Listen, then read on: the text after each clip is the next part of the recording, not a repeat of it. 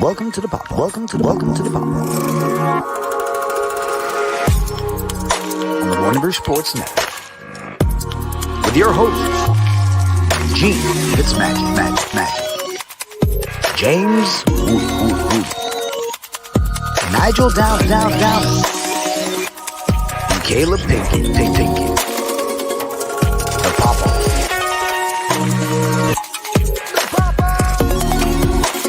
Welcome to the PoP.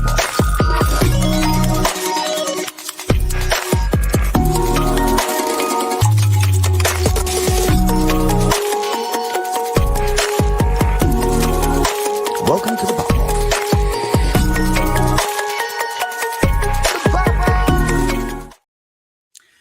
Happy draft recap, everybody. Recap day, everybody. This is the PoP off. It's Friday. It's 2 p.m. Eastern Standard Time. I wasn't happy with my team's pick last night. Woody was, our producer Celso was, and they pretty much made me feel like everybody's a Scrooge because I was like being like greedy and I wanted something different. But hello, everybody. Caleb, Woody, Nige, what's up, my guys? What's up, dude?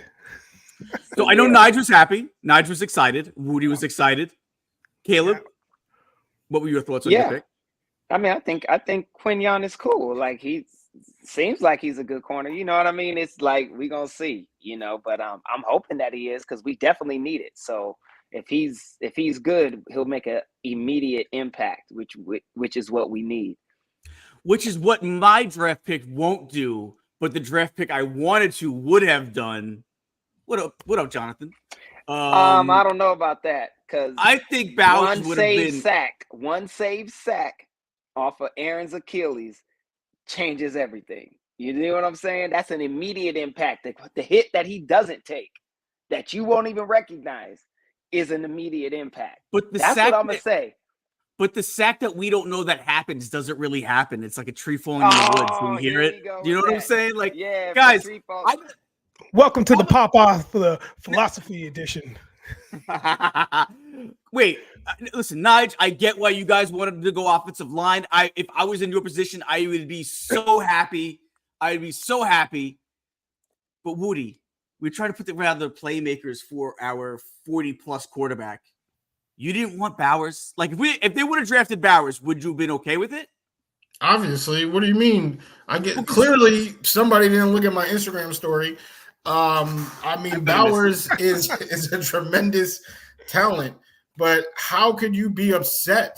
It doesn't even make any sense. How are you using those 32 muscles in your face to make a frown while we have somebody that is going to protect Aaron Rodgers from falling down? That makes no sense to me. He might not even play this year. When you lost everything, when you lost everything last season because of that, specifically on the left tackle side. Tyron Smith has not played a full season in 8 years. 8 years. How are you telling me that Fashanu is not going to have a chance to play? We don't know that he is what I'm trying to say. We don't know that he is. Would you be like, is it out of the possibility that Tyron Smith could play the whole season? It's not likely. It's not likely. Okay, fair enough. Yeah. See, Johnny is speaking facts. I don't think you ever can be mad at an offensive lineman. Like, not in the NFL. Like, how can it's almost like, okay, cool. It's like, unless his name is Mekhi Becton. Okay, but for the most part, even that, it's like when an offensive lineman, it's like you got to say, all right. You know what I mean? Because nothing happens without them. They're everything. You know what I mean? So if somebody takes a pick to get one, you just got to suck it up, even though you wanted the flashy receiver or the corner or the linebacker or the tight end in your case. No Diddy. You know what I'm saying? It's like, come on. I think it could be. I think you just have to suck that up, whether you like it or not. Pause. You know what I'm saying? if you were a Chargers fan, I'm waiting for the no Diddy there too. If you were a Chargers fan, this would make more sense. Keenan is gone. Mike Williams is gone. Quentin Johnson is trash. I will say that right there. All right. They need a receiver. They have a pretty good offensive line, but then they take in my boy Joe O. Like, that is where you kind of have a real gripe. Like, now what's going on? They don't even have a tight end. They have no playmakers. You have Garrett Wilson, Mike Williams, Tyler Conklin, and you are sitting on your pity pot because they now got a lineman to protect Aaron Rodgers so that he can stay upright and get these guys the ball. Look around. I feel like this was a great pick. My thing is this: he could be really good, but I feel like it's almost like if all right, maybe this doesn't make any sense. I don't know. You tell me. It's almost like we have Breece Hall, but if the second coming of Barry Sanders was there at 10, you got to take the second coming of Barry Sanders. No, but you won't know that. Of Say course you you would. If you knew, then yeah. And I know Bowers is going to be great. I said it yesterday in our group text. I was like, Fashana will probably never make a Pro Bowl, and Bowers will be a perennial All-Pro. The thing is this: who's throwing Bowers the ball? Rodgers. Rodgers in New York. Right now. He's in Vegas, is what I'm saying. Now, if he was in New York, of course, right? But I thought you meant like in their current I get what you're saying. situation. That's what I thought too. They'll fix Who's that throwing situation. him the ball? How? Well, maybe. What do you mean they'll fix the situation? As if quarterbacks just going, everybody just gets a franchise QB. Like, what are you talking about? I mean, you could get a Brock Purdy at $199. Everybody knows that. The unaired draft, the draft that you get a text on your phone. Hey, listen, show up here, take it or leave it. Ticket at the Greyhound. Maybe they get Manning next year in next year's draft. Arch Manning. You never know. That's true. You never know. But they got to tank. Like, it's got to be bad because he's gonna go in the easily top 10. His name alone doesn't go less than 7. Weight, so yeah, are you kidding? Both his uncles gonna show up and grandpa. Oh yeah. So you know what? Before we go any further with the draft, because we have a lot of draft coverage, we got a lot of NBA coverage. So before we go any further, we do have one thing we didn't get to do yet this morning. Nigel, what did we forget to do so far? Listen, you came in hot, so I wanted to let you have your moment so you could get some off your chest before I jumped in with the new exclusive, baby. Let's see it. This one has been like in the chamber for months. I literally just steamed it and pressed it, took my photos of it to post. I've been slacking on the post with my hats. And they're all on my phone. I just got to post them literally. This one is one of my most expensive hats, one of my favorite hats of all of my collection, which is out of control. This one I got from a company in Vegas. So I imported it. Most of my hats are imports anyway, but imported it with the, tax and all that other stuff. It came to a pretty penny, but it's worth it because you got that 5950 Pittsburgh Steelers walnut and black, baby. Look at this.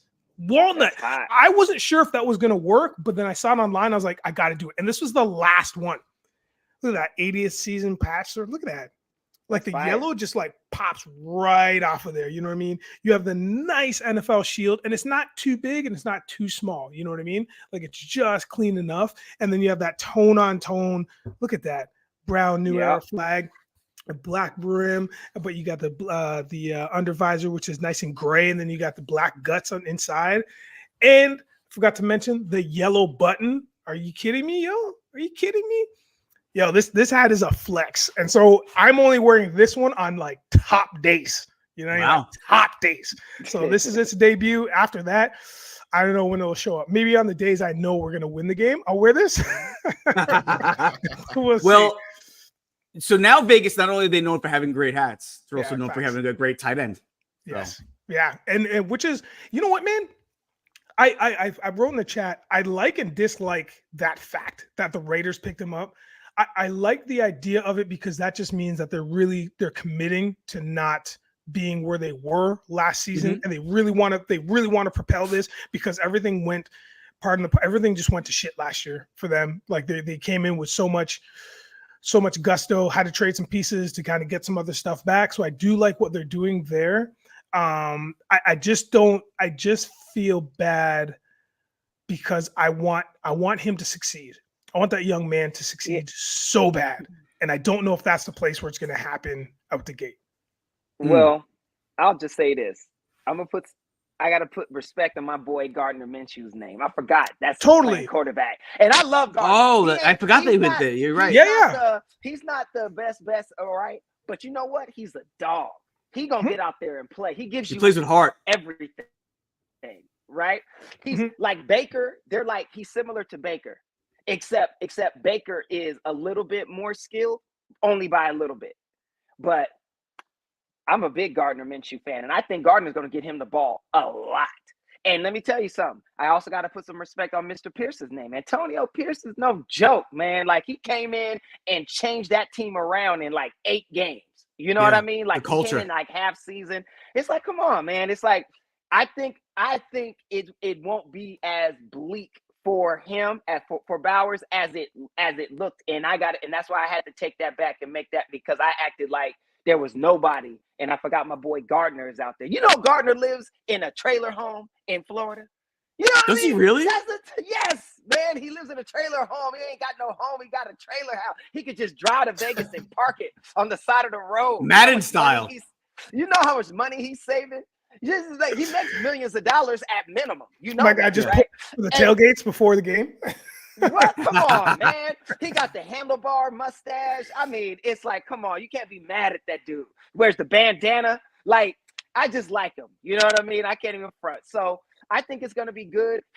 His attitude kind of fits the Raiders. I wish he had the skill set, like at the level so they could really make some noise, because it's going to be hard to make noise with Justin Herbert, with Jim Harbaugh. And now he got an offense. He just got a left tackle. He got all that left tackle. Come on, man. Like, them Chargers going to be nasty. Yeah. So it's going to be more difficult, but at the same time, you know, I don't think it's just tragic, you know, so we shall see. This is what I'm saying, right? Like, I don't think it's tragic. Like, I don't think it's a huge tragedy, but I just feel like it would have been sick if he was, you know, part of a unit that was a lot further along. No, I totally get it. Yeah, I totally get it. But it is what it is. And I think he'll be fine. I think he's still going to be a stud. We've seen it before. You can't deny studs from being studs, no matter what position they're in. If they're on a crappy team, they're still the Jags are dangerous, are going to be dangerous again next year out of nowhere. Yeah. I thought the Bears should have took him. Instead of the extra receiver, you already got 2. It's like a tight end like that. Yeah, you know what? Yeah. I thought that's where I thought we were going to lose Bowers was the Bears. So I'm thinking they could go Roma Dunze, right? But and he's but they already got 2 really good receivers there. Right. They got a good receiving back there. Yeah. If they could now Cole Kmet, I know Cole Kmet came on last year because I actually had him in fantasy. They actually played pretty well for me in fantasy. So did I. Yeah. So like, and I didn't expect to. I kind of picked him off the scrap heap. Yeah, and so, but, and again, same way as I was thinking with my Jets is, we got a good tight end already. I don't think we have a horrible tight end. I like our tight end, but I think this kid is special. And can you imagine pairing those 2 up from day one together? That's why I look at it. Had Gronk and Hernandez at the same time, and that was same draft. That was a nasty combination that they could throw at you. I'm not even going to talk about what people used to do in Madden with those, because it was insane. No, I'm serious. Like, I believe you. I believe you. Affects the game. I'm telling you. That's why I told you. I said the Bears nasty now in Madden. Oh my God, yeah. It's almost like they could tell the future. They said we better get 2 tight ends because we don't know about this one guy. We're gonna see how long we can carry this guy, but let's get another one just in case. So we're gonna get into draft analysis. Who won the draft? Who lost the draft? Who best fits and all that. But I want to talk about some of the rumors that we also saw too. There was a lot of rumors that Ayuk might have gotten traded from. They were supposedly looking for a mid-first rounder. They might have traded him for a mid-first rounder. Debo was being talked about in trades with, I believe it was the New England Patriots. And even your guy, who I love too, Justin Herbert, was being talked about in trade rumors with a couple of teams. How would you have felt, Caleb? I know that's your guy. How would you have felt if they would have took? Now, would you have followed him to wherever he went? And no. Okay, or you want him to stay in LA? No. I'll always cheer for him. In football, the only team I care about is the Eagles. I could care less about any other team. But I like a lot of different players. Like when I saw them even talking about Debo, I was like, have you lost your damn mind? Like, are y'all crazy? Like, okay, that's how you ruin your team, because the player says, oh, Okay, maybe I just won't go catch that one. Ooh, it was out of my reach, coach. You know how that is. You ever see Coming to America when Akeem and Simi beat Samuel L. Jackson, the robber in the movie, and Eric LaSalle playing Daryl said, "Hey, you know I would have helped you, but I had a cup of coffee in my hand. You understand that, don't you?" that's what you gonna get. That's beautiful. What is it, velvet? Exactly. That's what you gonna get. You know I would have caught that, but it was a little bit out of my reach. You get your dorn. You mess up this face? Come on. So I think that's wrong. And Herbert, that has to be a lie. There's no way. Now I would have believed it if he would have taken JJ McCarthy, because you know he could have, right? And that was his old right. He ain't do that. He's like, man, please. I'm getting an offensive lineman. So that means I'm keeping Herbert. I'm trying to save this dude. So, you know, there's that. But just the rumors alone are never good for athletes to hear it. It's just not. I just don't. I don't think that's good for San Francisco to do that to your two best receivers. Yeah. To talk about trading them and then for a mid-first rounder. And you just signed Debo. You just signed Debo last year. I get if you have to trade Ayuk, because listen, eventually there's no more money, right? They paid a lot of guys. Yeah, but they paid a lot of guys. So like, maybe there's not enough money to pay Ayuk. Maybe that's what it is. And you're like, all right, well, let's get something for him, and we can kind of replace him with one of these first round graded wide receivers. But then, you know, it makes it hard to trade, because if I'm a team that's trading for him, I don't want to give up a first rounder and then have to pay this kid like, you know, $100 million. You know, it's like, so it's you got to try to figure out the balance on it. But no, I totally agree. But the adding of the Debo was that was the part that I found was really crazy. Like, have you guys lost your mind? Well, I think they did lose their mind behind the smoke and mirrors. Like, I don't know how legit that package would have been. Just the fact that it came out. You're not wrong.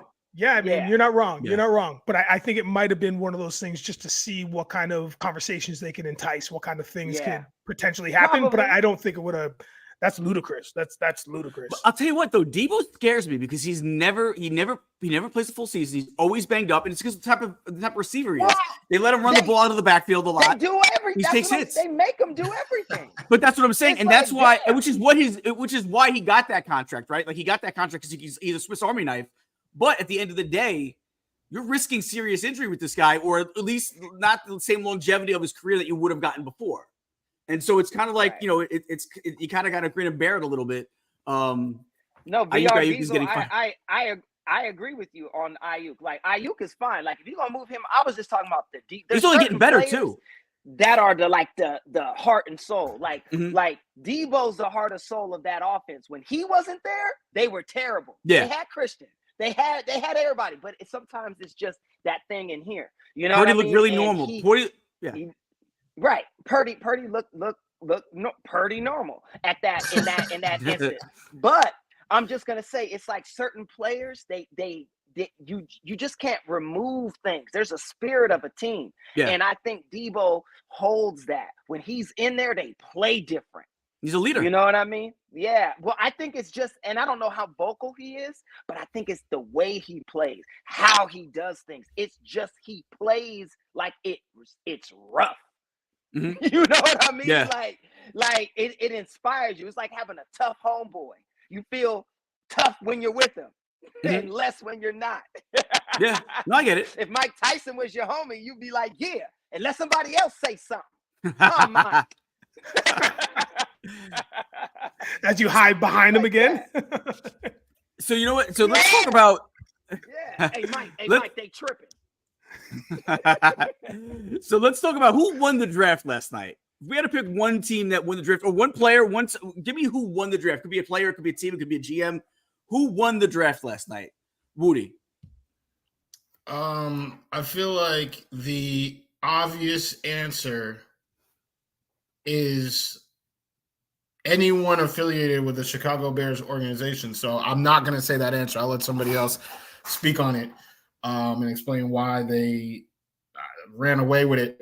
I'm going to highlight a team that probably nobody's talking about. I'm going to talk about the Minnesota Vikings. That division has kind of ran away from them. The Lions are looking like top dogs. The Packers made the playoffs. Jordan Love is looking like a top dog. I just talked about how obvious the Bears were. So it's like the Vikings, are they about to be the basement of the NFC North? I think they did a lot to try to say no. You know, they still got Justin Jefferson and what's his name, Jordan Addison, hot, right? They have a good offensive line. Like they just need a quarterback, right? The offense is pretty fire. Actually, it's fire. They just need a quarterback. Wait. Can I interrupt you for 1 second? Are you about to talk about Sam Darnold? Yeah, they have Sam Darnold. Yeah. Okay. So that's what I was about to say. They have Sam Darnold, who was just in that offensive scheme, but now they also have JJ McCarthy, who I'm not a big fan. I think he was kind of overhyped. You know, somebody wins a championship and they just accredit wins to a quarterback. I don't like that. That, you know, I don't think wins are a quarterback stat in football. It's a team accomplishment. Yeah. I'm not too high on him, but to get in that scenario where I think Darnold can start, I think Darnold can win that job.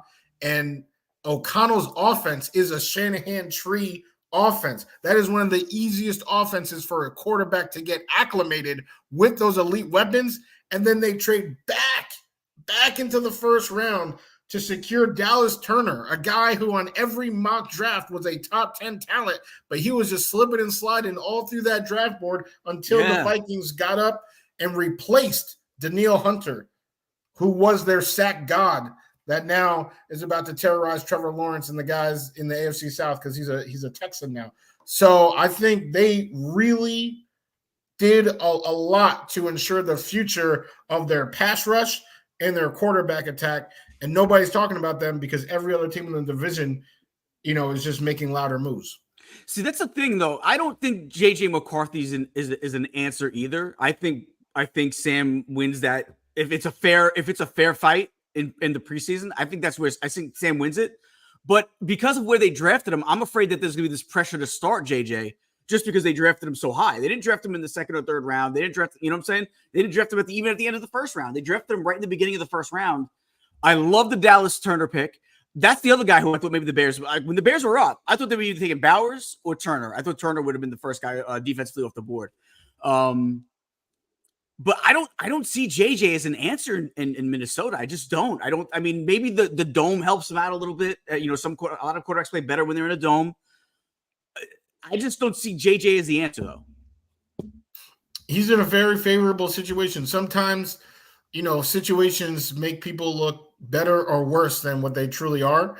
And I think JJ can turn some heads. He can pull a couple, you know, that Mac Jones rookie year. I think he can have a couple of those years, you know, being a Pro Bowl and people talking about, because he is in a situation with weapons and elite, like the best offensive scheme in football. How many young guys come in there and dominate? Brock Purdy, CJ Stroud. I mean, everybody besides Zach Wilson pretty much succeeds in that system.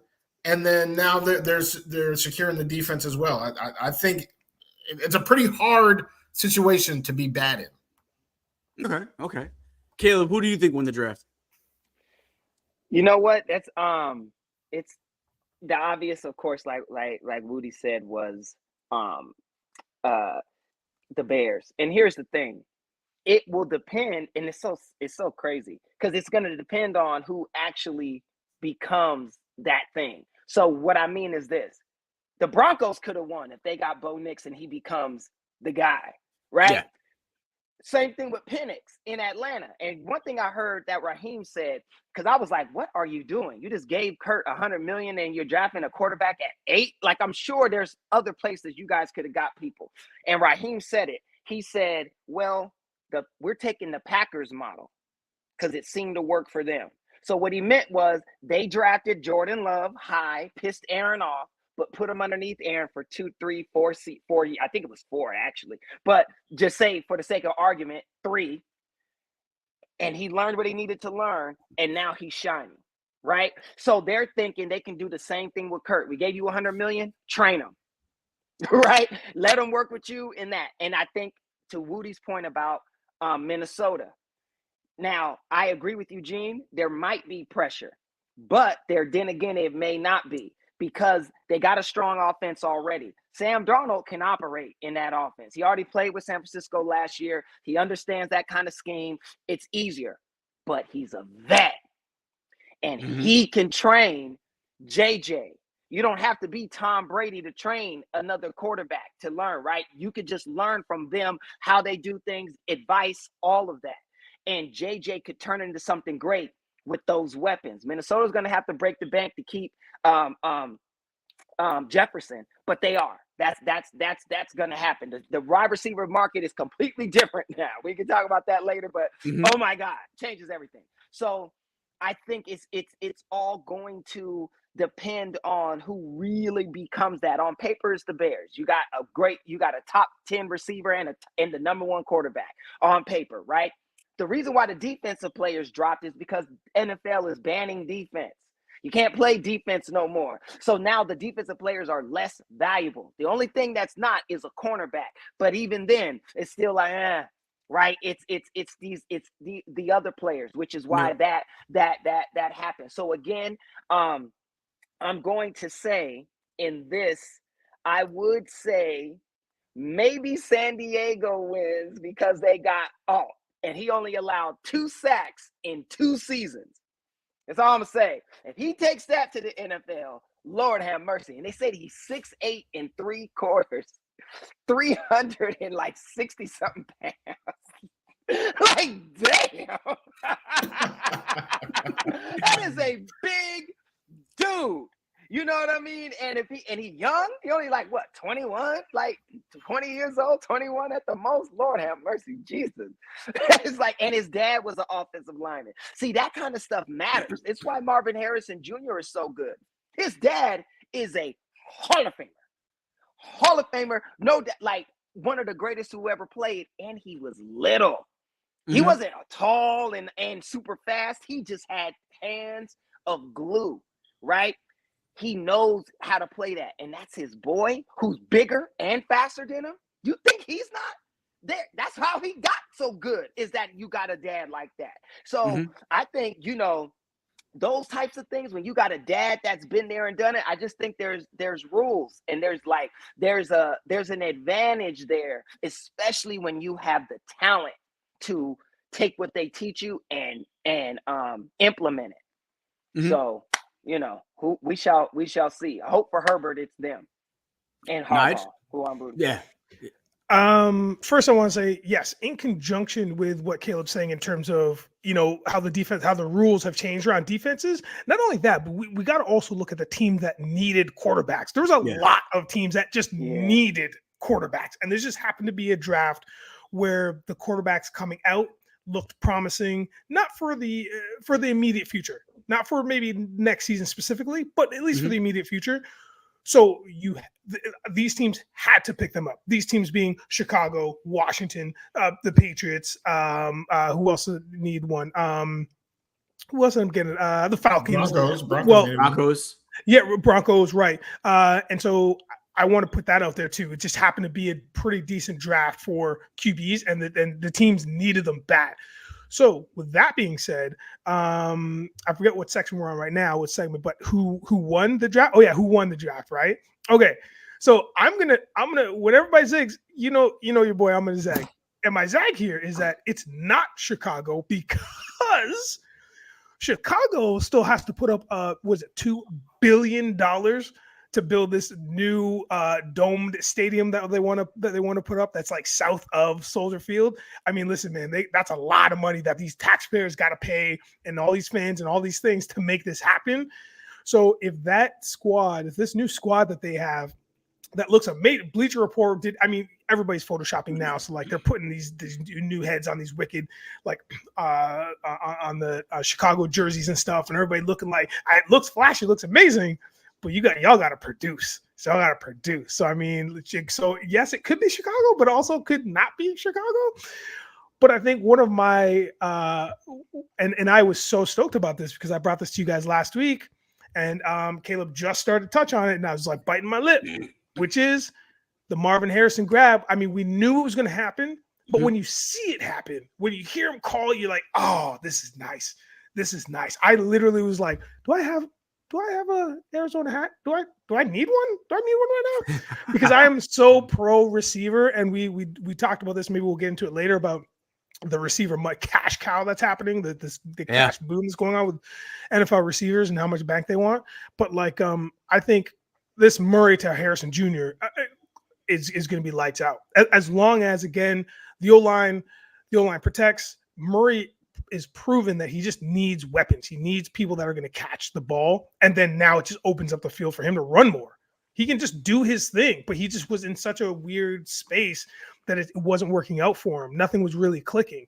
So I think now with that, I kind of like the Cardinals. I feel like they're one of the winners, not the, but one of the winners with that pick, because it just changes their game altogether. I get that. I would say for me, I have two winners, and one of them is going to be a little bit of a surprise. You're going to say, "Oh, stop! You're going back on what you said earlier," but I'll explain. Oh my god! One of them. Hold on. Oh Hold on, Woody. I gotta explain why first. But let me tell you who I think also won. I think Daniel Jones won because I think Malik Neighbors is going to be a Jamar Chase clone. They said it last time in the draft, and he just reminded you of Jamar Chase so much. I think Daniel Jones, if he can't put up good numbers this year, if he can't keep his job this year with Malik Neighbors, then he's got no shot. He'll be out by after this year. I think they set him up for success with this pick. So I think he won. He's a winner in this draft. I also think the Jets won. And now hear me out. I'm not going back on what I said. I'm not what is the word? Like going, whatever. Backtracking. Yeah, I'm not backtracking. I preferred Bowers. That's who I wanted. That's who I wanted for weeks. That's who I wanted. And Woody knows, because we've had this discussion. That's who I wanted. But if Fashanu was your guy the whole time, and you could move back one spot and add like another 2 or 3 picks, that's pretty good. Now, again, I'm not happy with who they picked. Me personally, I wouldn't have picked him. I would have picked Bowers. But if you already, they must have already known the guy we want is Fashanu. They already knew that we want Fashanu because Bowers was there. I don't think they would at this point. I don't think they would have went receiver if they're not going tight end. They wanted Fashanu the whole time. Maybe the only thing that would have made that any different is if Joe Alt was still there. If you know who you want and you can trade back one spot and still get a few picks, then you did a great job as a GM, I think. So I would say that he did a great job. He won the draft because he got picks. Now they have three first and fourth rounders. So I like what he did. I like what Joe Douglas did. That's fair. That's a fair assessment. That's not me backtracking. No, it is. It's dead silence. No, it's so not me backtracking. It's not who I wanted, but if that's who they wanted, they did a good job and they won.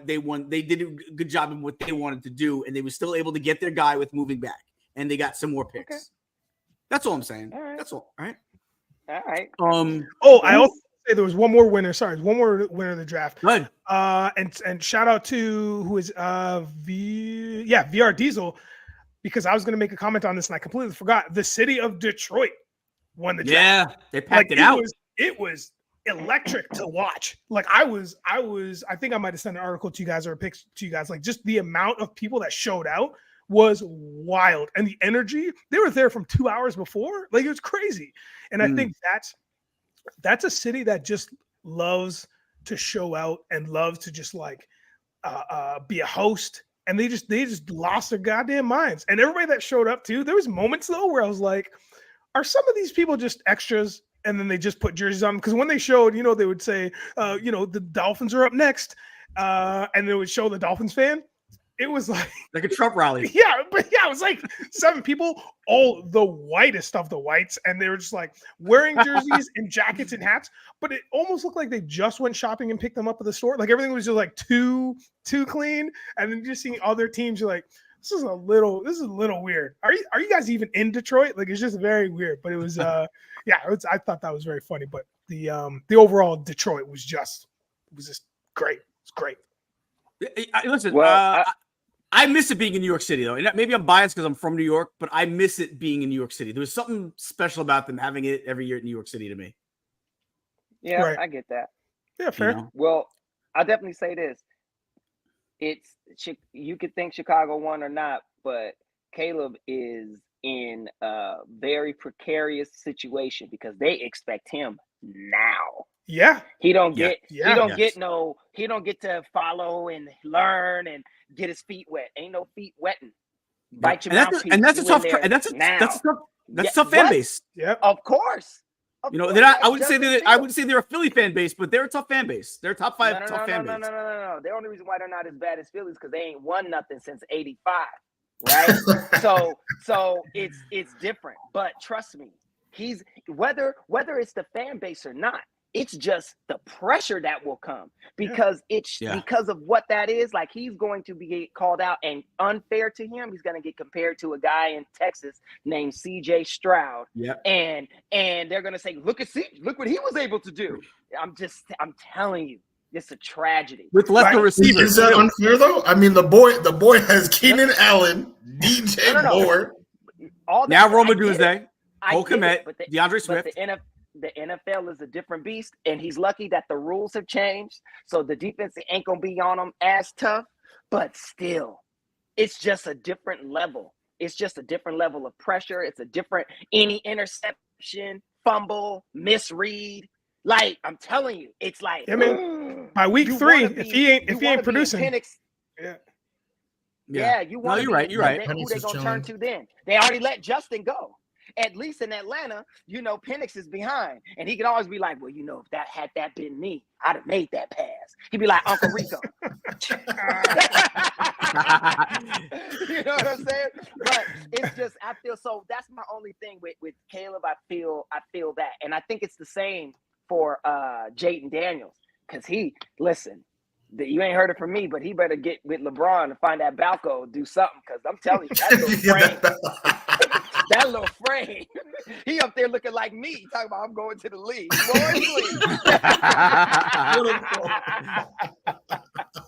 Like, he gonna get blasted. He better talk to RG3. You know what I'm saying? Like in that division, those are three of the best defensive lines in football right now: the Eagles, Cowboys, and Giants. So, yeah.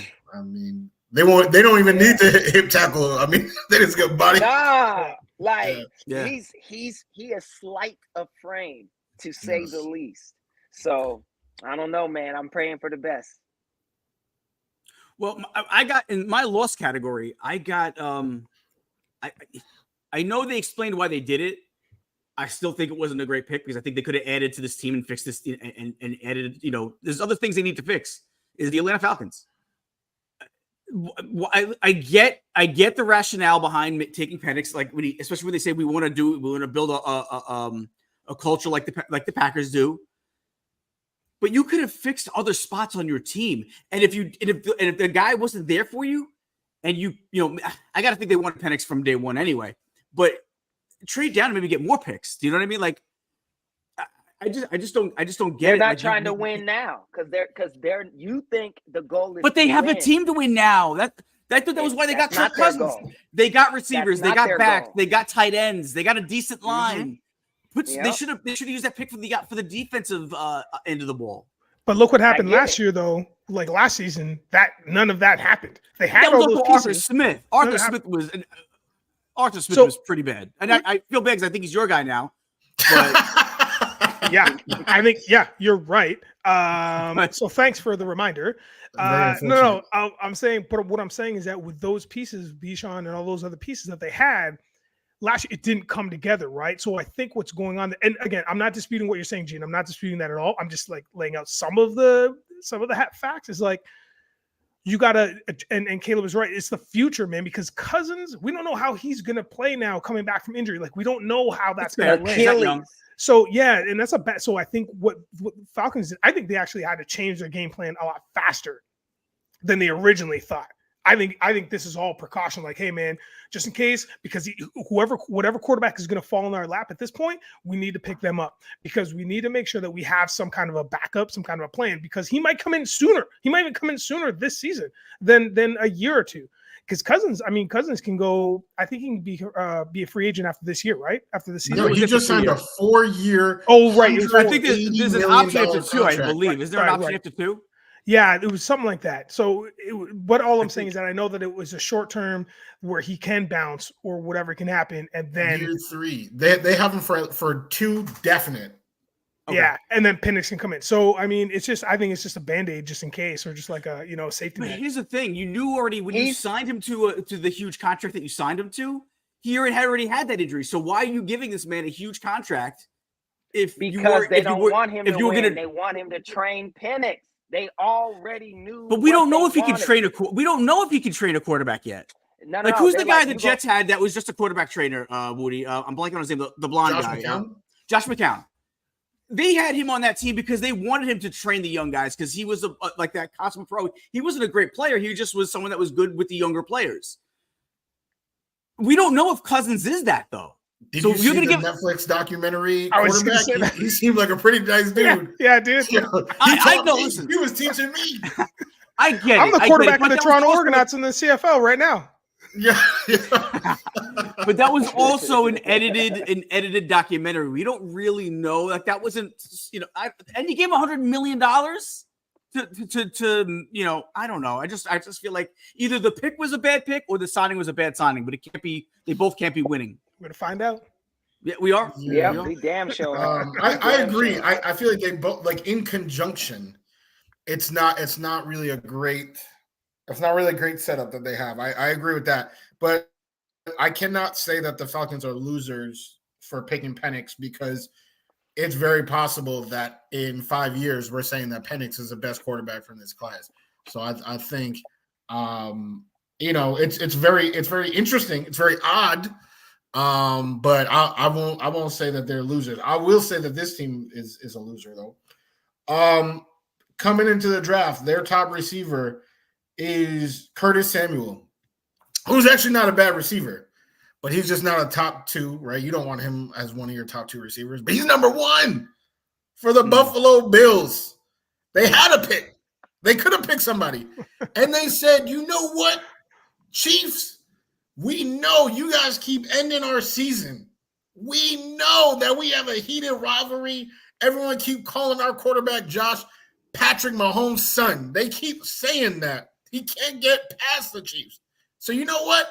Take our 27th pick and here, go get yourself the fastest 40-yard dasher in the history of the NFL. Go get him and turn him into the next Tyreek Hill. We dare and we still not drafting anybody.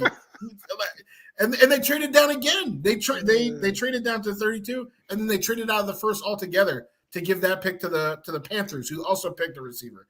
So, what are the and the Niners picked a receiver 31 too. So there's another guy they could have had. You know what? It's funny because I wonder what their war room was like when they made those trades. They're like, "Yo, guys, we did it. I think we're good. So I'm sure we're gonna pick." Oh, they picked a receiver. Ah, god damn. Okay, you know what? Let's just trade. Listen, we're fine. There's a couple more receivers. We'll trade with that. We'll trade with the Panthers. What they? Okay. Guys, I don't know what we're gonna do. I'm saying, like, it was Josh Allen upset. He was probably cuddled up with Haley Steinfeld, not even thinking about it. Dude, he's out in Europe, man. He's just in Europe right now. He's a competitor. Josh is a competitor. I think he was watching that. I think he was very upset. I don't think Haley would handle all of that. That's real athletes, dudes that are real competitive. They do not find solace in their money and travel. They're pissed that Patrick Mahomes got the fastest 40-yard dash. Like that's what they're hearing from Josh. You know what I'm saying? Even Pearsall that went to the 49ers would have been a good pick. And they weren't able to get him. Here's what I'll say. They're doubling up in the second, third, and fourth rounds, right? Because believe it or not, a lot of stars and Hall of Famers have been found in those very rounds. So, and they're going to get more picks because of it. So more bites at the apple is in their mind a better, or at least at minimum, a safer bet. Right? If you could get 4 picks in one round as opposed to 1, that's a better probability that at least one of them would turn out to be something instead of all your eggs in one basket. Right? And I can understand that. I think Marvin Harrison was a 3rd round pick. Don't quote me. Don't give me the line. But I think he was first. First, wait a minute, because they were talking. I was hearing about it yesterday. I forgot which receiver it was. That was the Keyshawn Johnson year. But there was other great receivers that have been found like in later drafts that became who they became, and we all know about quarterbacks with Brady and Purdy and all of that. But again, I just think that there's ways to, like, it may not be the sky is falling just yet when you trade out of the first round in order to get to feast in the second, third, and fourth, because there's a lot of great dudes that just didn't get that, and weren't in the first round for whatever reason. Because, the guy that was in what's his name? Latu, he is that, yeah, he had a career-ending neck injury that he has come back from. Like, that stuff, you don't get rid of those. But people that been shot talk about it hurts when it rains. That means you still feel the remnants of that injury. You may have survived it, but it's still there. I don't wish anything bad, and I hope to God nothing. But, like, think about that. That was my issue with Penix. 2 ACL surgeries, 2 shoulders. Ew. You know what I'm saying? Like, I don't know. And at a young age.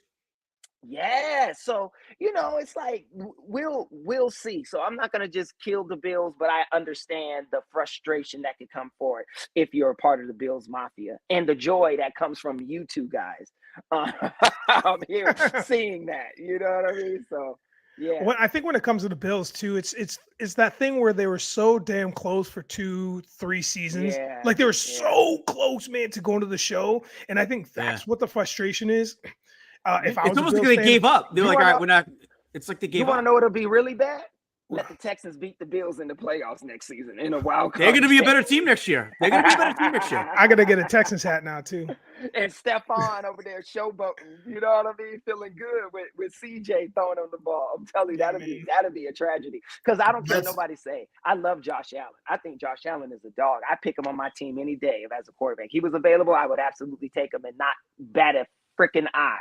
That's how I think of him. He makes mistakes, but all quarterbacks do.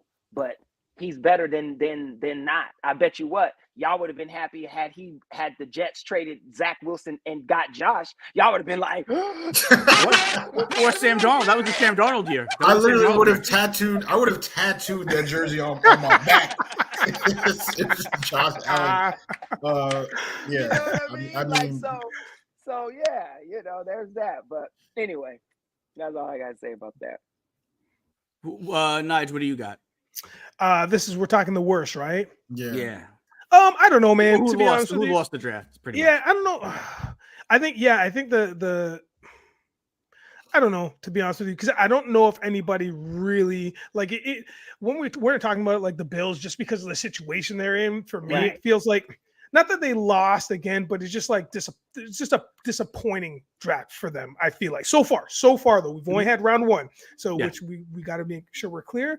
But right now, it seems like everybody did what they kind of needed to do. I know this is a very half-assed around the way answer, but I just feel like everybody did kind of what they needed to do. Nobody's really there's not like a huge loser for me, if that makes sense. I don't know. No, that makes sense. Except for Dallas. Yeah. Oh boy. Oh, but so Dallas, I actually like what Dallas did because they tried to replace Tyron, right? They got Tyler. Yeah, Guyton. They got Guyton, right? So Yep. It was so interesting to see the reactions of families. I was doing a lot of just observing of just like this draft. First of all, the suits in this draft were pretty bad. It was the looks weren't great. I'll say that. Marvin Harrison Jr. suit was kind of fly though. Overall, I'd say it wasn't great, but there was 2 standouts. But I agree, Caleb's suit was terrible. It was I was like a zipper on it. I'm like, it looked like Rhythm Nation. I was like, why are we doing with a heavy embroidery guy that goes right into your pocket? It doesn't make sense. I wasn't feeling it. You got to be a swap meet. Yeah, it was such a bad look. But I do want to say that. I think that so watching the family celebrate like when they got the call, especially the ones that obviously weren't in the green room. So the ones that are with their families in whatever homes they were in. I like those better too. I think they're amazing because it really shows you the emotion and shows you the commitment and the excitement from not only the player but the family, and then you could see the family members who are like, "Oh, I cashed in!" Like you can see, there's that crazy uncle in the background that dude, like you could see, or that cousin or somebody. But for Tyler, for when he got drafted by the Cowboys, his family, like every member of the family, because that is a product of being a Cowboy. Like that was a direct, like, cash in on that, like just the energy that was directly from just knowing you are now a Cowboy, you're in the family, and everybody in the family was like, yeah, America's team. Like it's just you could see it. Other families like, again, they were round. It's crazy. It's crazy. Yeah, direct reflection on just the culture of the team and just what they've done for the nation, right? So but then I want to make sure, because I can't say that without saying our boy, like when we drafted Fuatanu, it was weird because when they drafted him, he got the call, he gets drafted, but there was a delay in it. So the guys at the desk had to just keep talking and keep going back to his family until it went through. Like, so then when it through, and it was literally like, I think it was like 5 minutes. Like it took a while. And then when he got it, this big Samoan, he gets up, it's just hugging. And it was like grandmother's first. Grandmother's always got hugs first, mothers, and then dads came in. And then there's that one cousin still wearing his sunglasses, puts his hand on his shoulder. It's like, yeah, actually more like this. Yeah. You know what I mean? And I was like, get out of here, dude. Get out of here. But his agent now. He's his agent now. But hey, if you talk about reactions, did you see how pissed Quinyon was when he got picked by the Eagles? Like, he was livid. And I think now it was because how far he dropped. He thought he should have been way up higher, because that affects your money too. Where you go affects the amount that you get, right? So it's all of that. He was pissed. He was coming out. He hugged his mom like his sister. Like it was like quick hugs. You could just feel it. And I was like, I text y'all. I was like, either he thought he was gonna go to Dallas or he's mad that he didn't go earlier. But he was pissed. And then when he came out, he was trying to like save face, but he was not happy. If you go back and look, you'll be like, damn. Like they gave him his Eagle hat. He put it. Most people are like, he was like, and just I was like, damn, like he was upset. But I tell you this, another thing I always watch are the girlfriends of the dudes. Oh, just don't. Did you see Penix's girlfriend? She was like, I was like, girl, you getting he ain't with you. You done. He's going to Atlanta.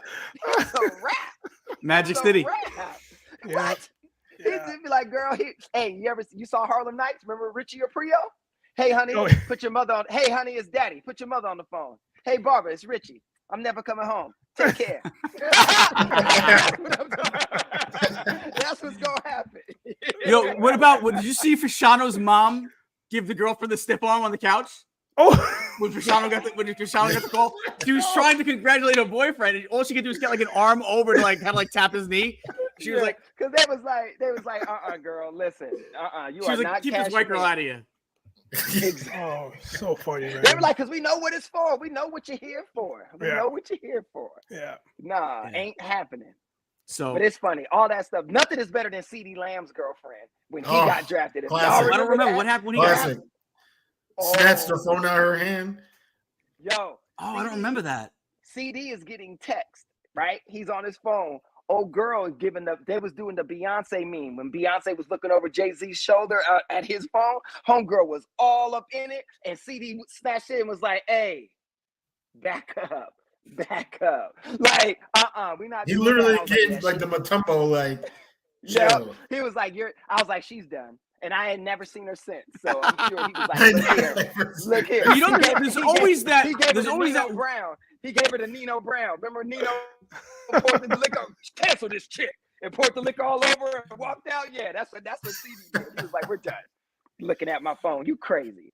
Every year there's that one hot chick, though. There's always the one hot girlfriend every year that they focus on. Like last year, it was the quarterback that Tennessee drafted.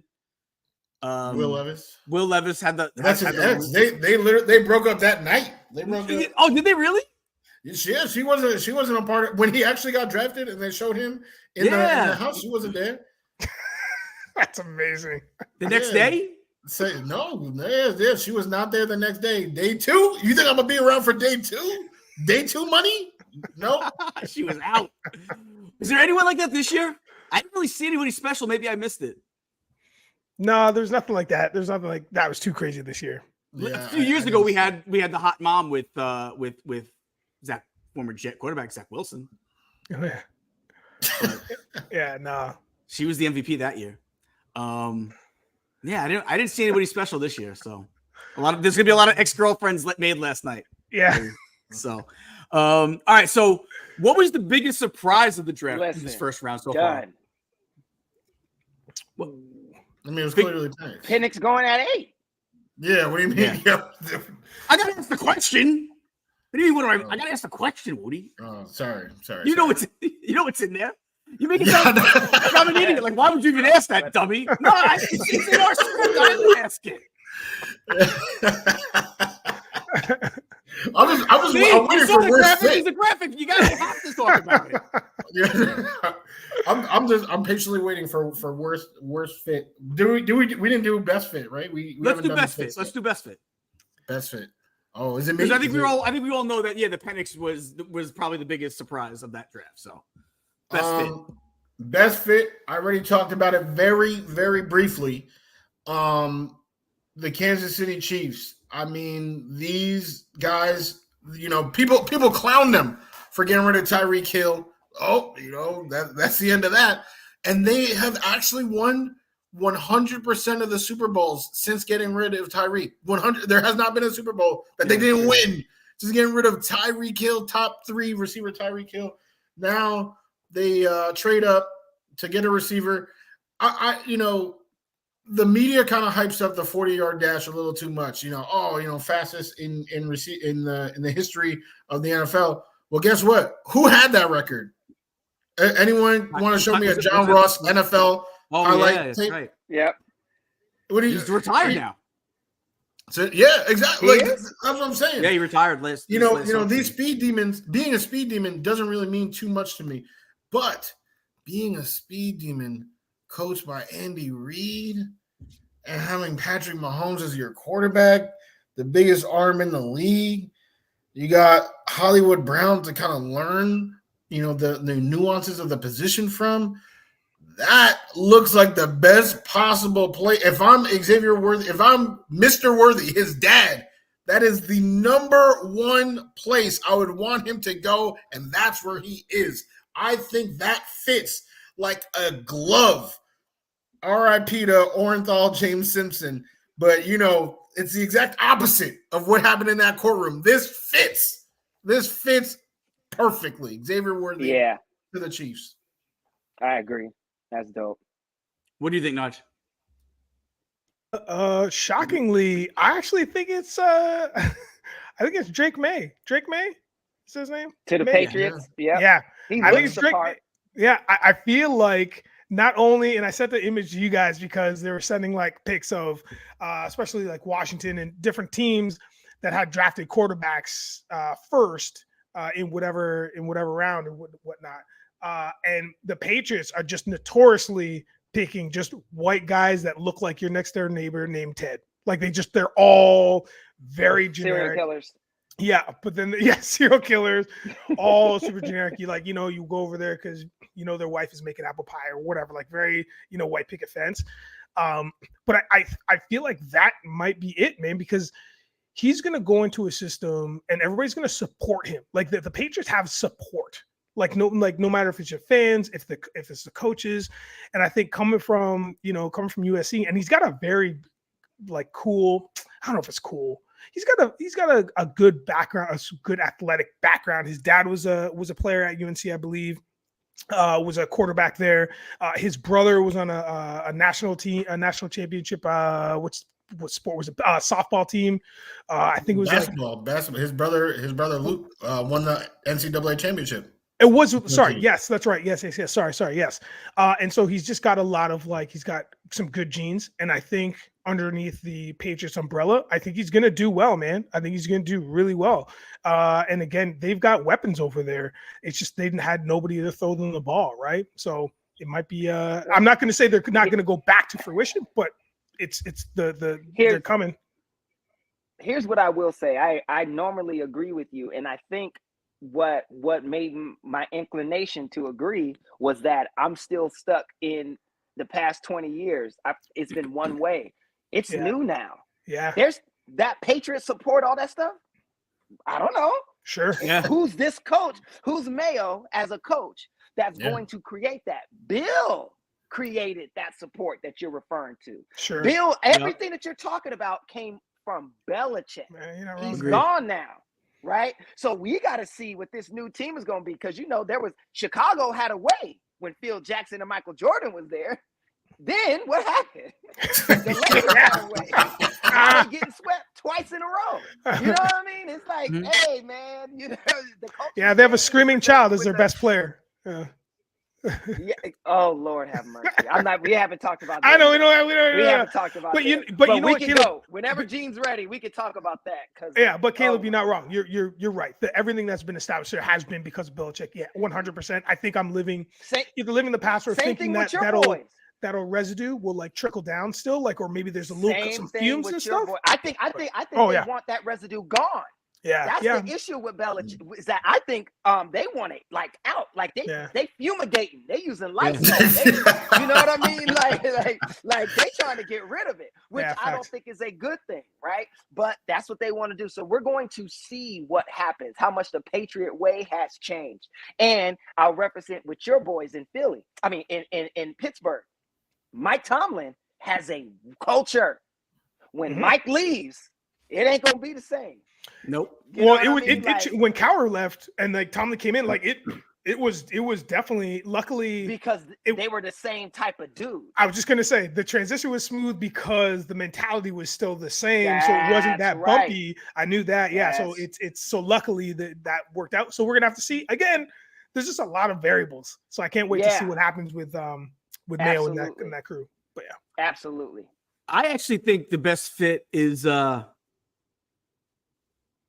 is what your boys did. I literally was expecting him to say Olu Fashanu. I was like, yo. I've obviously wanted to, but I was like, I don't want to, toot my own horn or whatever. My own horn, like I'm the one who's calling up Tom. Hey man, this is who you should pick.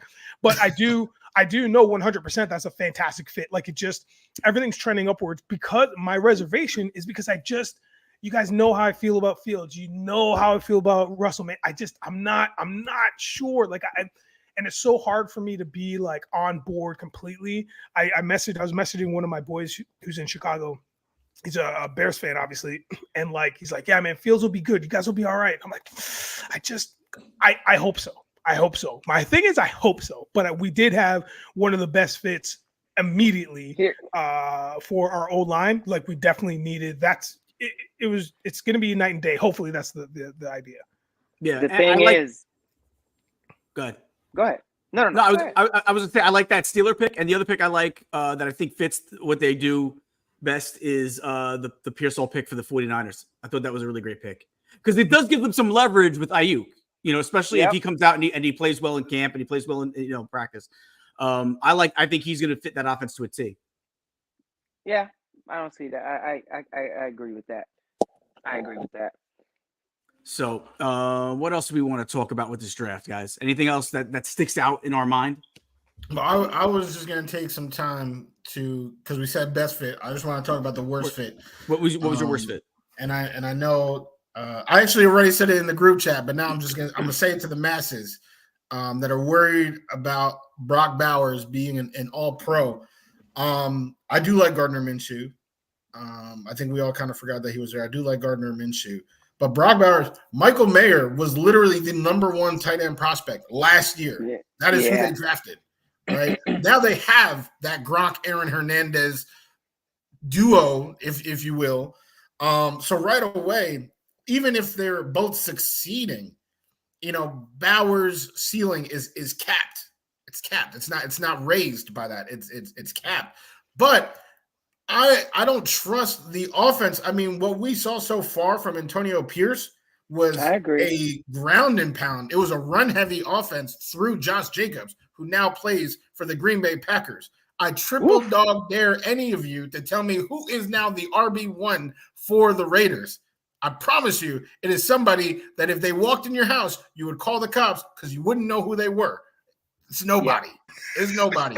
So I don't like the Bowers fit. I think if he had gone to a team like the Colts or a team obviously like the Jets, he would be on that trajectory to reach that George Kittle comparison that people keep saying. But right now in the Raiders, I do think he is kind of left to waste away. And Minshew, as much as I love him, I think he's better than Baker. It's just that one guy was undrafted, one guy was drafted first overall. That blinds a lot of people where they were drafted. But if you just look at player to player, I think Gardner Minshew is a fantastic talent. But in his history, they usually don't let him throw too many times a game, 35, 40, in that range. How many targets are going to Devontae Adams, right? That is the head honcho.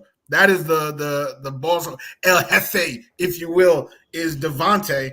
And then from there, they got to work something out with Bowers. They just got Jacoby Myers last year, Bowers, Mayer. I think there's a lot of moving pieces there where I don't think that he's going to be an all-pro anytime soon. You were talking about their running backs. They're going to probably pick a running back today. I would think they got good for them. But I'm just saying, no running backs are taken yet, so they can really go out there and maybe get one of the best one or two backs on the board. But there's no Bijan. That's why there's no Bijan. That's fair. Well, there's no Jahmyr Gibbs. There's no. I like the kid from Michigan. I like him a lot. Blake Corum, he's cool. He's cool. He can be Clyde Edwards-Helaire, but there's no Bijan Robinson. No, that's fair. That's fair. Yeah. That's fair. Listen, Brees was a day 2 guy, but there's no Brees. He was the second pick of that round. And people knew. It's just that the running back, I actually think he helped bring back the running back position to relevance, where now Jahmyr Gibbs is a first-round pick again. Because right before that, they had a couple of busts that had the running back position just fall off altogether. Yeah, I agree. What do you guys think was your worst fit? I think Woody's nailed it for me because that's he just said it more articulate than I did, which was like I just again it's that love-hate with going to the Raiders for that player. I just feel like damn it, and I think did you say the Colts? Woody, is that what you said? Yeah, they got Latu, right? But that's an amazing. Yeah, it just feels like when you go to the Raiders, it's kind of a black hole. It's kind of just a pit. Like you just kind of get sucked into this chasm where all intentions, are good, but it just doesn't work out. And so, again, I think y'all are going on the old history. There's a new coach there. You got to give him a shot. And he's building that culture to change the culture to where it's no longer that. Because there was a time in Patriots history before Bill got there that it was like, Same thing with Tampa before Chucky got there. It was like, Yeah. You know what I mean? So that's what I'll say about that. But the worst fit for me, and I know it's gonna sound crazy, you guys will probably think I'm crazy, I think it's Jaden Daniels and the Commanders because they're going to demand of him so quickly. I just think it's going to ruin him. I don't think you're crazy at all. I agree with that. I see RG3 vibes, and not because of he's on the same team and just the same because the culture's there. I don't mean that. Here's what I mean. It's that kind of physique with that level of demand. And no matter how much they change the rules, until it's flag, you still got to get hit. And I saw dudes last night, 300 pounds, that's coming. That's running 4.6s at 300 something pounds. I'm exaggerating, but you get my point. They moving. And you 190, and they kind of say you 195, and you not, and you probably not even that. You probably 185. No, they're trying to say 210. They're trying to say 210. Yeah, right. He ain't no 200 pounds. You can look at him and tell. With leg issues, maybe, but I'm just telling you, man. And even at 200, just give him that. Say he's 215, 325, barreling down. You know what I mean? And it's like Woody said before that he's in a division with 3 of the pretty some of the best defensive lines in the league. And we got your boy Twice a week from the Jets. We got your boy from the Jets coming off the edge now. Nah, he ain't nothing. Exactly. Yeah, He ain't nothing. Oh my Uh-huh. God, Gene, take off the glasses, man. He's joking. But you get my point. That's my only thing about him. I feel I worry about his physical stature and being able to handle and hold up. RG3 had one good season, and after that, it was a rap doodle. It just it continued to drop till he was out. Even Michael Vick was highlight film speed, and that was the only reason why he lasted so long. But like Big Boy from Outkast said, it's like Mike Vick returning to the line of scrimmage too soon. When you got that, he broke his leg and came back too quick. Done. I'm just telling you, man. But he was a bigger guy though than Jaden Daniels, I believe, wasn't he? A little bit. But he was shorter, but he had God-given Hermes speed. He was, it's different when you can get away. Jaden is not as fast. And he's fast. But again, I'm just telling you, man, that kind of stature as a running back, as a quarterback, it's what Lamar had to do. Lamar was small. Lamar got big. Lamar put on weight. Lamar's easy 220, 225 now. You look at him, his neck thick as I don't know what. Like, that's what you need to survive out there. You know what I mean? It's like little wrestlers be like 225, 230. Ravishing Rick Rude was like 230. Hulk Hogan was 300. But you know what I mean? But like, dude was solid. Like, you got to just take those bumps, and that's choreographed. Well, he's got to be on the gym. He's got to be in the gym like today. Like as soon as he was drafted, they went and they're like, "Cool, man, we're doing some bench." It's like gym and I'm sorry I went on a tangent, you guys. I know I talk too much, but no, I would say that the Jaden Daniels to me is the worst fit just because of the heel. He's gonna it's all uphill. It's the Atlas with the big old rock on your shoulders. That's what I feel like for him. Well, to that point, I just want to make this quick comment on it, and then we can move on. Is like I was checking ESPN because I was like, let me check the site because I want to see when you get drafted, I want to see where they put you on the draft chart, where the team puts you on the draft chart, right? Because for me, that tells me a lot about it. And so for you, Caleb, for you saying that, I checked New England because I want to make sure my stats are correct when I was coming with that Drake May info. So they got Jacoby Brissett as QB1. And they have Drake May as QB2. Interesting to me because I was just like, oh, you'd think they would just immediately put him number one? Then I was like, let me check. While you're talking, Caleb, I was like, let me just check the Commanders. Commanders immediately, Jalen Daniels, QB1. Immediately. That already, all I'm saying is that you already know the flex and the amount of pressure, again, to what Caleb was saying, that this kid is going to have to endure, which is what the Commanders have seen before, which unfortunately hasn't really turned out. Hopefully it does, though. Hopefully it does, but this could be I hope to God it does. Well, you know what it is with New England is Mayo, he learned how to be a coach from Bill, right? So, and Bill would never just hand a player anything, right? So totally. I think that's part of it. But I actually I think that's a bad fit. Because I think they have nothing there for him. Like they might get this kid killed before he has a chance to be good. Like, we've seen a lot of quarterbacks come in the league and we call them busts because they were horrible. But a lot of times they come into they come into a team that has no offensive line, no weapons, and it's not even their fault. They have nowhere to go. Yeah. We look at the kid that the Texans drafted when the Texans first came into the league, and I'm blanking on his name.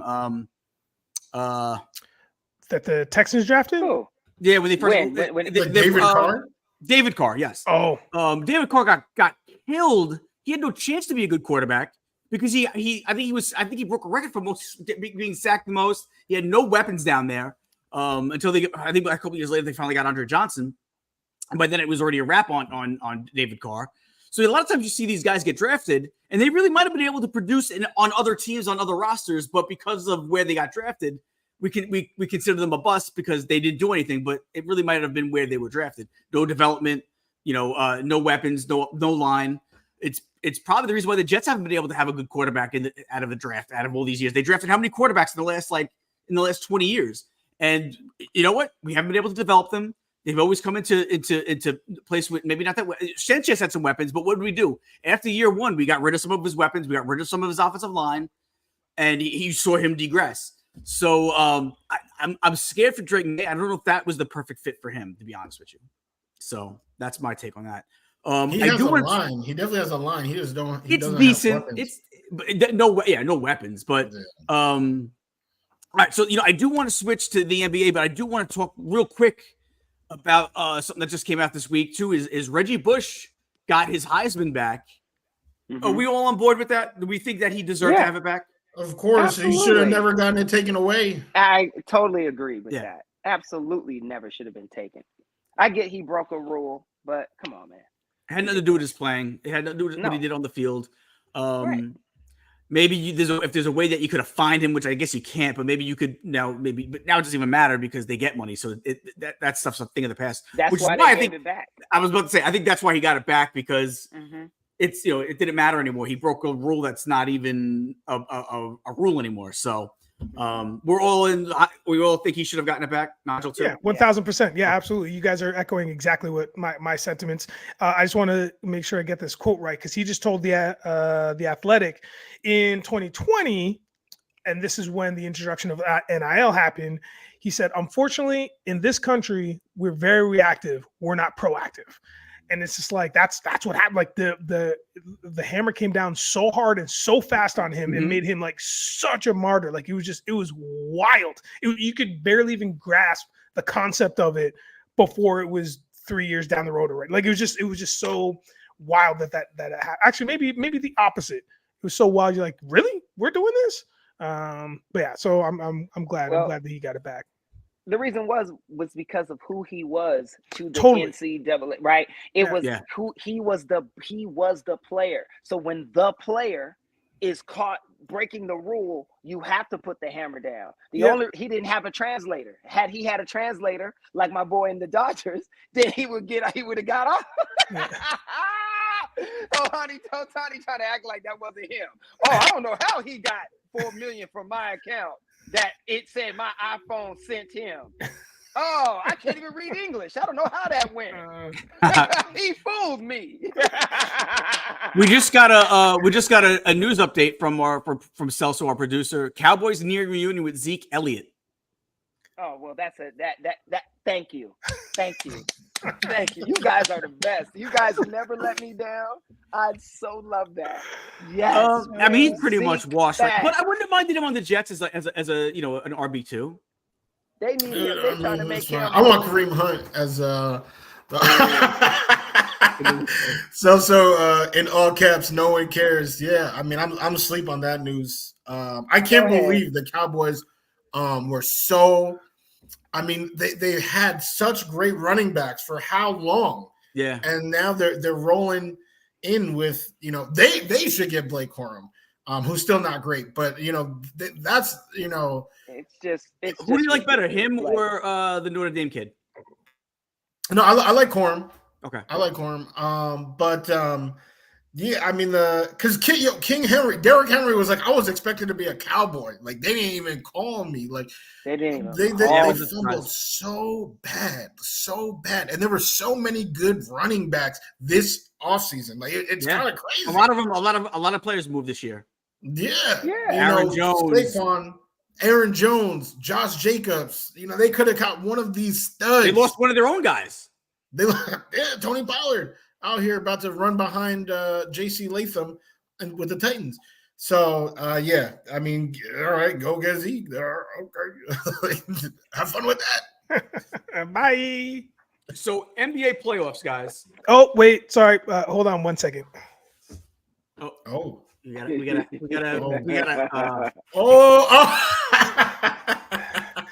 That's clean.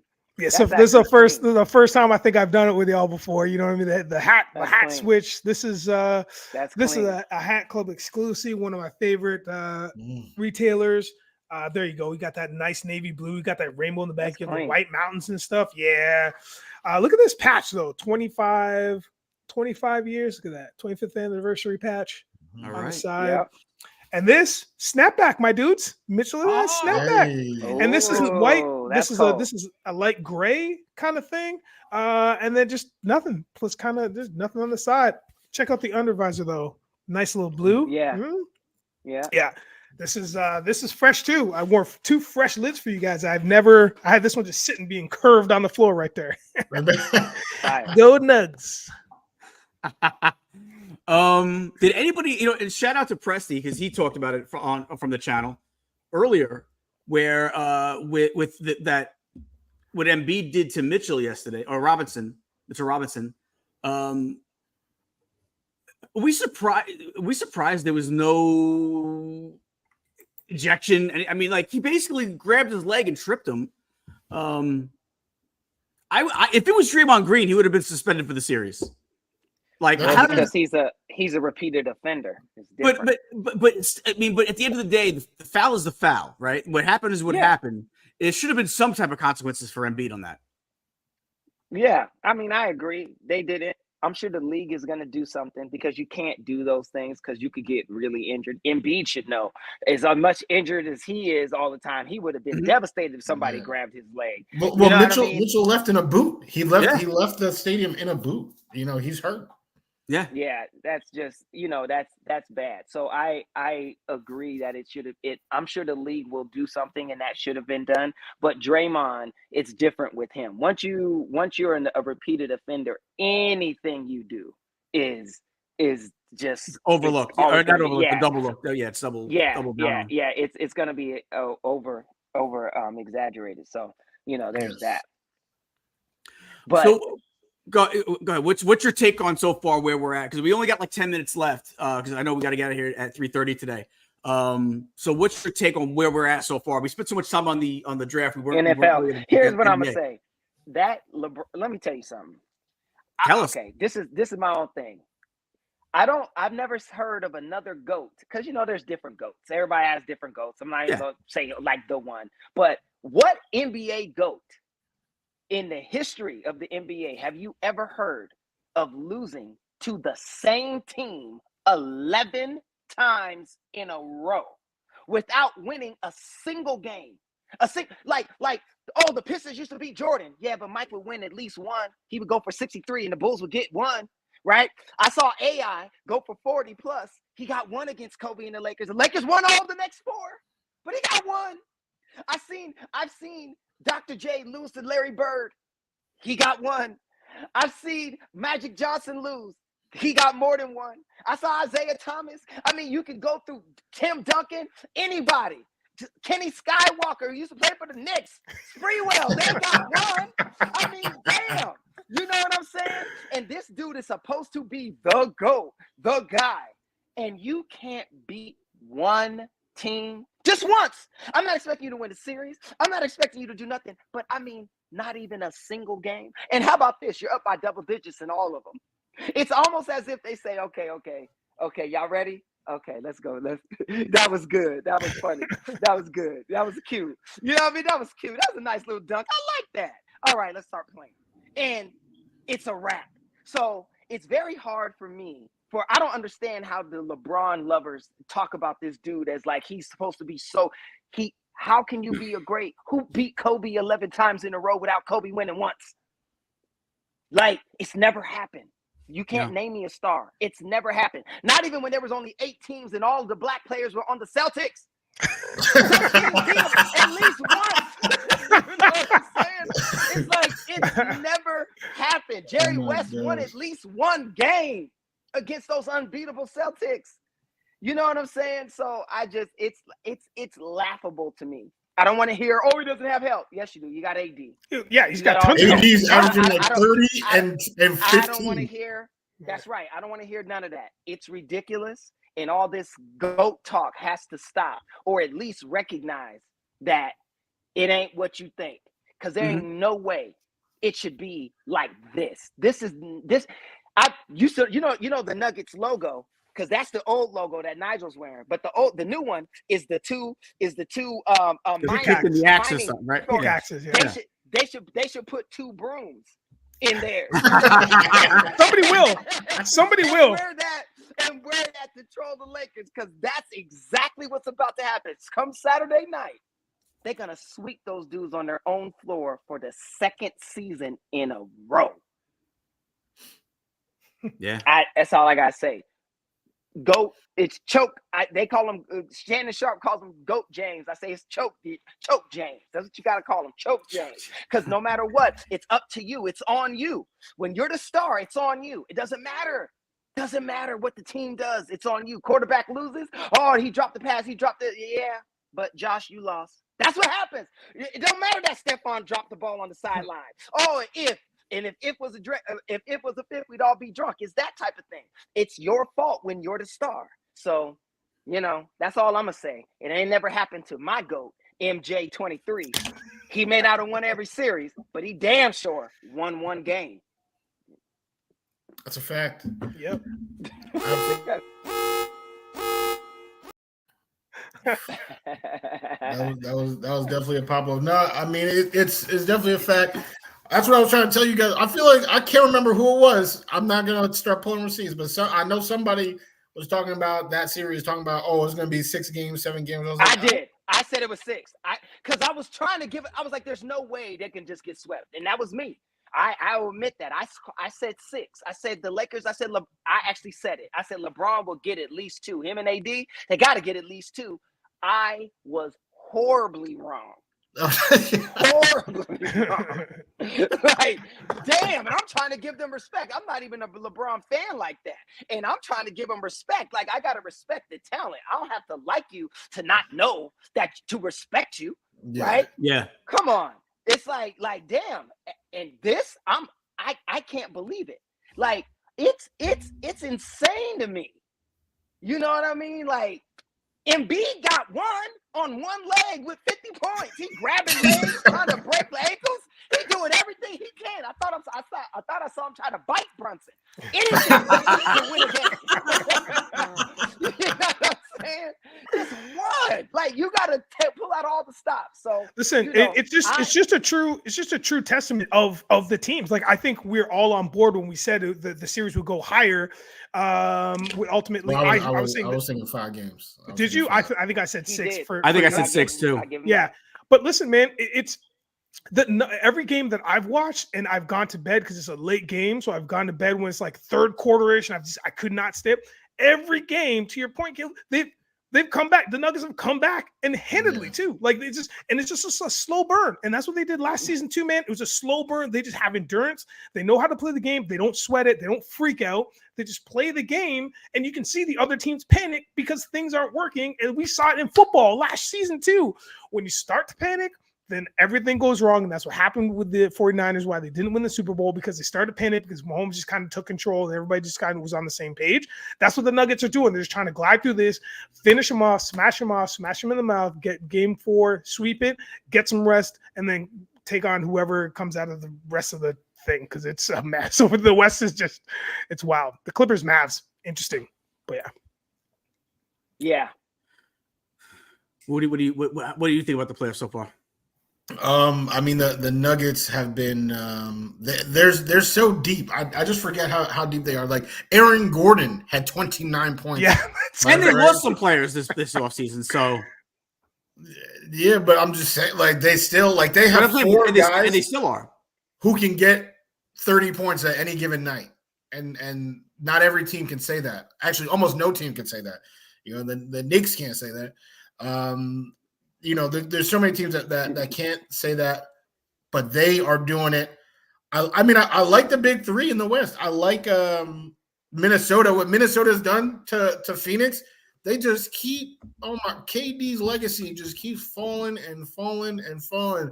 It keeps on falling, right? Like, just, yeah. Hey, yeah, right. So it's just, you know, and Ant is becoming a dog. Cat is back. I feel like the Mavs and the Clippers are probably my favorite series to watch. Like, just all that star power and what they've been doing, just like defensive battles. Right, seeing Luka act like he's, I don't even know, prime Bruce Bowen, you know, just out here playing defense. It's been a lot of fun. I've been really enjoying the West and those battles. Nice. Oh, that's it? You sound like you were like, yeah. We're just like, yeah. Is there, you gonna mention these? You sound like you were kind of switching gears. Yeah. Cool. So I like that series too. In fact, next week I believe I just got to confirm up is Dominic Lewis, who is a huge Clips fan, used to be part of the pop-off way back when, should be in the house next week to discuss the NBA playoffs. He's also got the Fall Guy. He did the music for Fall Guy, that new movie that's coming out next week. So I can't wait for that. Yeah. So it looks like it's going to be a good one.